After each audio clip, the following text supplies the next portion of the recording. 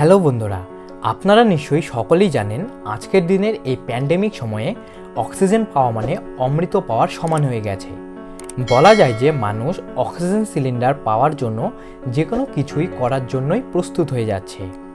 মাত্র কয়েক হাজার টাকার অক্সিজেন সিলিন্ডার মানুষ 50 থেকে 60,000 টাকা দিয়েও কিনতে রাজি হয়ে যাচ্ছে। তাই আজকে রহস্য দুনিয়ায় আপনাদের জানাবো কিভাবে এই সিলিন্ডারগুলিকে তৈরি করছে। তাহলে ভিডিওটির একদম শেষ অবধি দেখবেন। আপনাদের কাছে আশা করছি আপনারা এই ভিডিওটিতে 500 লাইক করবেন। তাহলে চলুন শুরু করা যাক আজকের এই নতুন পর্ব। অক্সিজেনকে আমাদের এই আবহাওয়া থেকেই তৈরি করা হয়। আপনারা নিশ্চয়ই সকলেই জানেন যে আজকের দিনের পৃথিবীর আবহাওয়াতে 78% নাইট্রোজেন, 21% অক্সিজেন, 1% অর্গেন এবং বিভিন্ন গ্যাস মিশে থাকে। সবার প্রথমে বাতাসে উপস্থিত এই গ্যাসগুলিকে আলাদা করার জন্য এই বাতাসে একটি ফিল্টারের মধ্য দিয়ে প্রবেশ করানো হয়, যাতে হাওয়াতে থাকা সলিড পার্টিকেল এবং ডাস্ট আলাদা হয়ে যায়। এগুলিকে ফিল্টার করার পর সেখানে পড়ে থাকে কেবলমাত্র বিভিন্ন ধরনের গ্যাস। এরপর এই গ্যাসের ওপর হাই প্রেশার অ্যাপ্লাই করে এই হাওয়াকে কম্প্রেস দেওয়া হয় এবং আবার এই গ্যাসগুলিকে পিউরিফিকেশন ইউনিট দিয়ে প্রবেশ করানো হয়।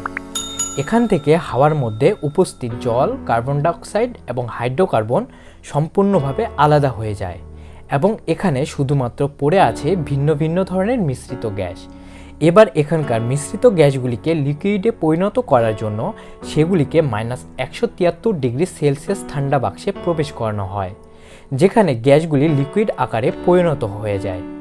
এখন ফাইনাল স্টেপে এই মিশ্রিত গ্যাসগুলিকে আলাদা আলাদা করার জন্য এই লিকুইড গ্যাসকে একটি ট্যাঙ্কের মধ্যে প্রবেশ করানো হয়।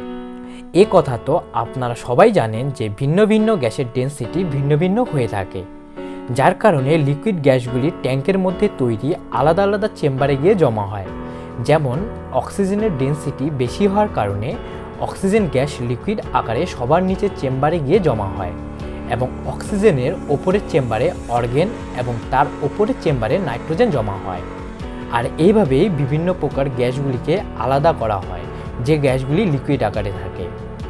এখন ফাইনালি লিকুইড অক্সিজেন তৈরি হয়ে গেছে।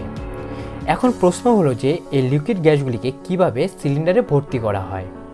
এই সিলিন্ডারগুলির মাথায় একটি ভালভ লাগানো থাকে, যার ফলে কোনো ওয়ার্কার এই সিলিন্ডারের ওপর অক্সিজেনের পাইপগুলিকে লাগিয়ে দেয়। আর এভাবেই এই পাইপের মাধ্যমে ওই জমে থাকা লিকুইড অক্সিজেন সিলিন্ডারে প্রবেশ করানো হয় এবং এরপর ট্রান্সপোর্টের মাধ্যমে সিলিন্ডারের ব্যবহার অনুযায়ী তাকে আলাদা আলাদা জায়গায় পাঠিয়ে দেওয়া হয়।